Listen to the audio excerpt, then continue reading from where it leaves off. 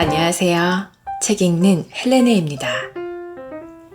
인생 후반부에 들어선 사람들의 희망사항은 오래 사는 것이 아닙니다.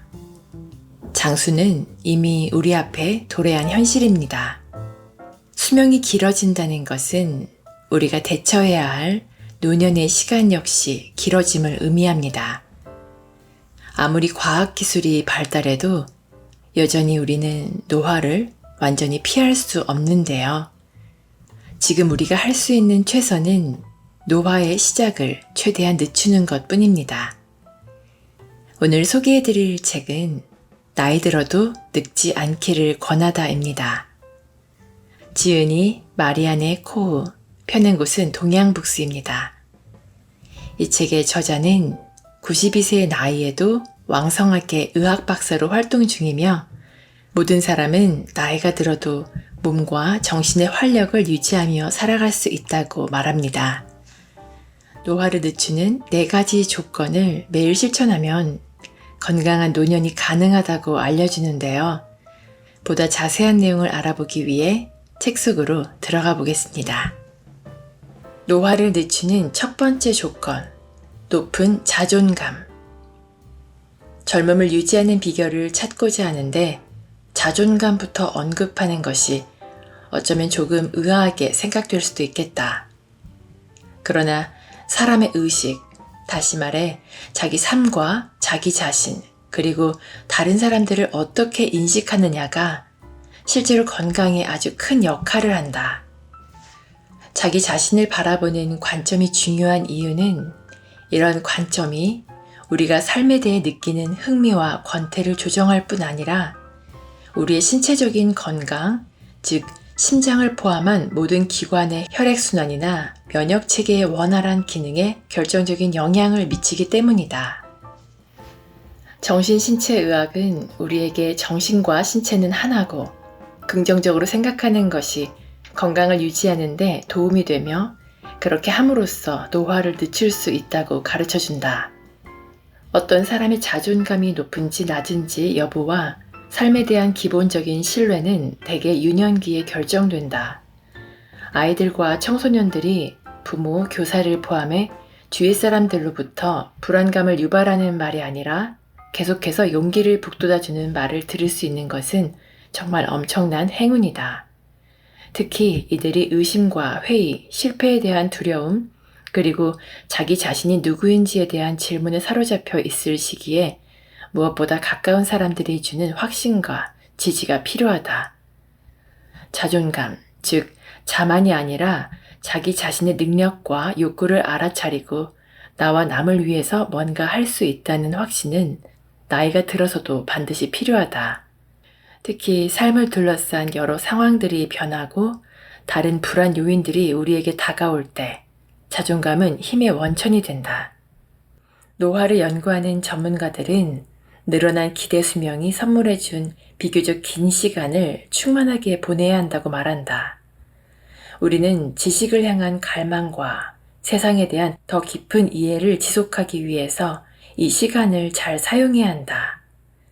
노년기에 젊음을 유지하고 만족을 느끼는 사람들 대부분은 적극적인 삶과 자기 자신의 미래를 향한 비전을 세울 준비가 되어 있다. 사실 우리에게는 이렇게 노력하는 것밖에 달리 할 수 있는 것이 없다. 은퇴 후 가장 만족스러운 삶을 사는 사람들은 타인을 위해 봉사하며 사는 이들이라고 한다. 저소득층 학생들에게 수학을 가르치는 은퇴한 엔지니어, 난민촌에서 봉사하는 해외여행 경험이 많은 은퇴자, 다른 음악가 2명과 소규모 밴드를 결성해 요양원에서 연주를 하며 환자들에게 감동을 선사하는 연주자 등의 사례가 있다. 다행히 나이 든 사람들에 대한 이미지가 많이 변했다. 나이 들었다는 이유로 아무것도 안 하고 가만히 있거나 예전의 것들을 움켜쥐고 있는 모습을 떠올리는 사람은 이제 거의 없다.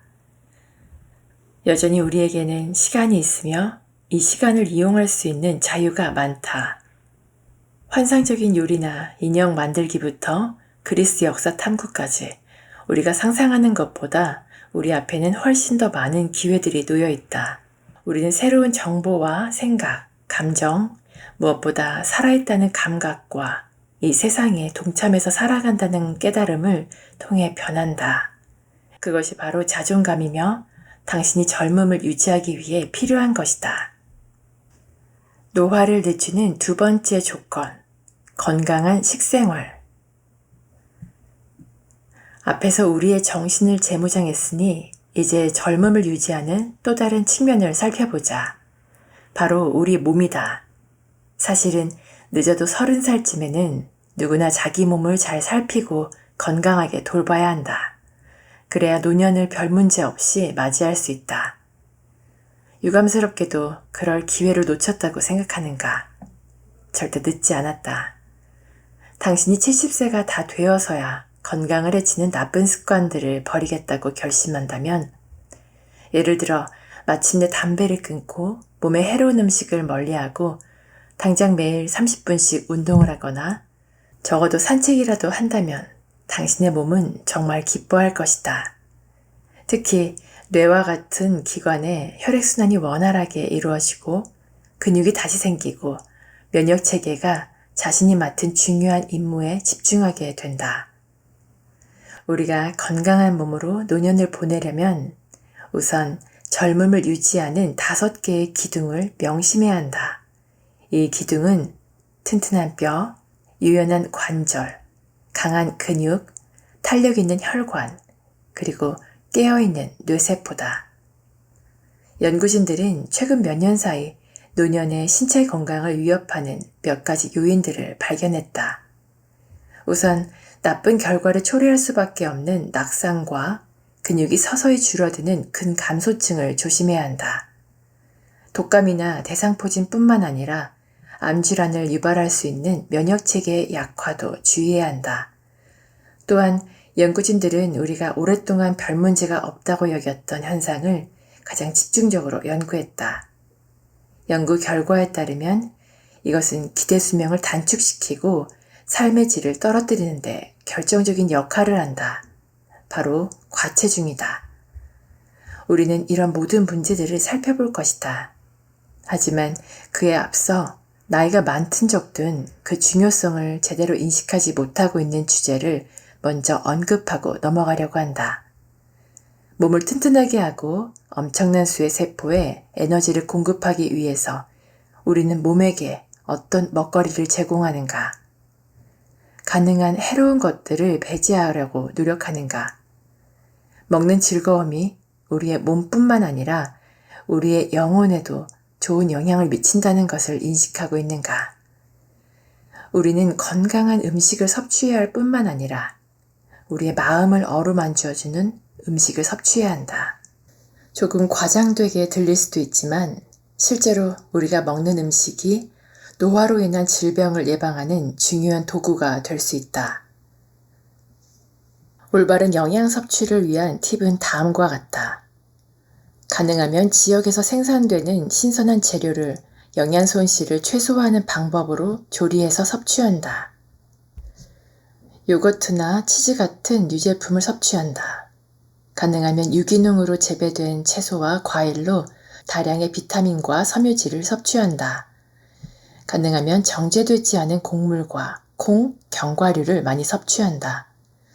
붉은 고기는 줄이고 생선과 가금류 고기로 섭취를 늘린다. 훈제고기와 소시지 같은 가공육 섭취를 줄인다. 설탕, 케이크, 초콜릿 그 외의 달콤한 간식 섭취를 줄인다. 충분한 수분을 섭취한다. 최소한 1.5리터 생수 또는 허브티여야 하며 설탕이 들어있는 레모네이드나 콜라는 제외한다. 술을 줄인다. 커피와 홍차는 적당량만 마신다. 나이가 많든 적든 조금 살이 쪘든 말랐든 자신의 몸에 충분히 만족하며 살 수 있다는 것을 나도 잘 알고 있다. 그리고 어느 정도의 과체중은 몸에 해롭지 않다는 것도 맞다. 하지만 오늘날 독일과 다른 선진국에서는 인구의 절반이 과체중이고 비율은 점점 더 증가하는 추세다. 과체중은 소화기부터 시작되어 성인이 될 때까지 이어지다가 그 상태에서 벗어나지 못하는 경우가 많다. 이는 유전적인 소인 때문만이 아니라 운동 부족과 무엇보다 가공식품 때문이다. 어려서부터 가공식품을 접한 아이들이 온갖 인공 감미료와 지방과 설탕에 길들여진 탓에 과일이나 채소 같은 자연식품을 맛있게 느끼지 못하고 거부하는 것이 사실 놀라운 일은 아니다. 운동을 꾸준히 하고 날씬한 몸으로 성년을 맞이한 사람들도 40대부터 신진대사가 느려지고 에너지 필요량이 줄어들면서 과체중의 위험에 놓이게 된다. 이 말은 식습관을 바꿔야, 즉 이 시점부터는 칼로리 섭취를 줄여야 한다는 것을 의미한다. 그래야만 체중이 느리지만 지속적으로 증가하는 것을 막을 수 있다. 가장 중요한 점은 천천히 체중을 감량하는 것이다. 참고할 만한 간단한 방법을 살펴보자. 우선 한두 주 정도 먹고 마신 것을 빠짐없이 다 기록한다. 먹은 양도 기록하고 텔레비전을 보면서 먹은 간식, 레모네이드나 콜라도 놓치지 말자. 기록을 가지고 영양 전문가를 찾아간다. 기록한 내용을 바탕으로 살찌게 만든 주범은 무엇이고 대체할 수 있는 음식은 무엇인지 상담한다. 달달한 간식이나 음료는 칼로리 폭탄이니 아예 끊는 게 좋다. 케이크, 아이스크림, 초콜릿, 잼같이 설탕 함량이 높은 음식들은 칼로리가 높다는 것 외에 또 하나의 단점이 있기 때문이다. 이런 음식들은 다량의 설탕을 세포로 보내기 위해 췌장이 다량의 인슐린을 생성하게 만든다. 이때 인슐린의 일부가 사용되지만 일부분은 한동안 혈액속에 남아서 혈당을 낮추고 얼마 후 저혈당이 되게 만들기 때문에 이로 인해 엄청난 배고픔을 느끼게 된다. 그 결과는 자명하다. 또다시 달콤한 간식을 향해 손을 뻗게 되는 것이다. 영양 전문가들은 기본적으로 먹는 양도 줄여야 한다고 권한다. 급격하게 줄이지는 않더라도 4분의 1 정도는 줄여야 한다. 동시에 포만감을 느낄 수 있도록 천천히 먹어야 한다. 만약 당신이 과체중이라면 이런 방법으로 한 달에 1kg씩 감량하는 게 딱 좋다. 노화를 늦추는 세 번째 조건, 규칙적인 운동.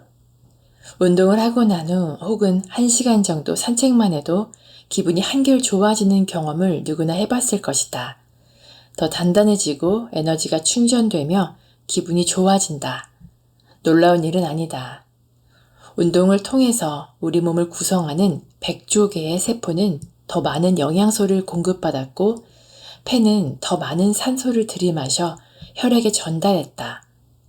심장 근육은 혈액을 모든 기관에 공급하기 위해서 더 열심히 움직여야 했지만 운동하는 것을 즐겼다. 뇌세포는 행복 호르몬인 세로토닌을 더 많이 분비했다. 다만 근육들은 너무 많이 일해야 했기 때문에 살짝 화가 났지만 그래도 이런 운동을 거쳐 더 강해진다는 것을 충분히 납득했다. 레오나르도 다빈치는 움직임은 모든 생명의 근원이다 라고 말했다. 의사들은 몸을 움직이는 것을 묘약이라고 말하면서 모든 움직임이 다 중요하다고 덧붙인다. 이 말은 특히 나이 든 사람들에게 중요하다. 신체 활동이 성공적인 나이 듦을 가능하게 하는 열쇠다. 규칙적인 신체 활동을 통해서 심혈관 질환을 예방할 수 있다는 연구 결과는 너무나 많아서 일일이 언급조차 하기 힘들다. 이미 심혈관 질환을 겪고 있다 해도 실망하긴 이르다. 특정한 훈련 프로그램으로 해당 질환을 잘 치료할 수 있다는 연구 결과도 있다. 면역 체계를 위해서도 신체 활동은 꼭 필요하며 체중 부하가 실리는 운동을 꾸준히 하지 않으면 뼈가 약해진다. 뼈가 약해지는 골다공증은 반드시 그런 것은 아니지만 대체로 나이 든 사람들에게 찾아오는 심각한 질병 중 하나다. 골다공증은 강한 통증도 문제지만 골다공증이 심해지면 다른 사람의 도움을 받아야 움직일 수 있어 무엇보다 삶의 질이 떨어지게 된다. 골다공증으로 인해 척추 골절이 일어나거나 허리뼈가 망가지는 경우가 있는데 널리 알려져 있는 질병이니만큼 문제를 제때 알아차리고 치료하면 나을 수도 있다. 물론 가장 중요한 건 예방이다. 칼슘을 충분히 섭취할 수 있는 식사를 해야 한다. 충분하다는 의미는 하루에 약 1000mg, 즉 1g 정도를 말한다. 이 정도의 양은 보통 단단한 치즈 100g에 들어있다. 물론 다른 유제품이나 특정 채소, 과일, 그리고 생수도 비교적 많은 칼슘을 함유한다. 칼슘이 뼈세포에 잘 흡수되게 하기 위해서는 혈액 속에 충분한 양의 비타민 D가 있어야 한다. 뼈 건강을 위해서는 칼슘 섭취 외에 신체적인 활동도 반드시 필요하다. 관절도 중요하다. 뼈 끝은 아주 매끈한 연골막으로 덮여 있다. 부드러운 막은 딱딱한 뼈가 서로 직접 맞닿지 않게 해주고 완충제 역할을 하는 윤활액을 만들어낸다. 관절은 관절낭, 인대, 그리고 근육에 의해 지지된다. 관절에서 문제가 되는 부분은 비교적 부드럽고 탄력 있는 연골이다.